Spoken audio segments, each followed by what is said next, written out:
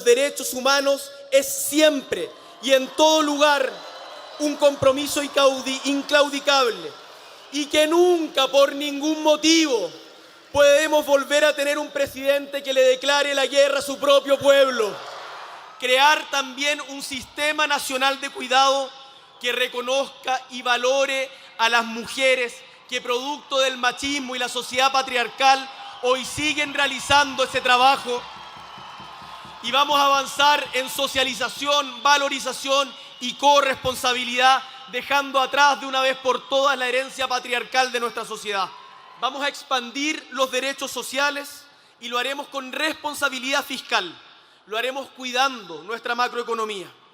Lo haremos bien y aquello permitirá mejorar las pensiones y la salud sin que posteriormente tengamos que retroceder. Y tendremos un Congreso equilibrado. Eso ya es una realidad. Lo que significa a la vez una invitación y una obligación de dialogar.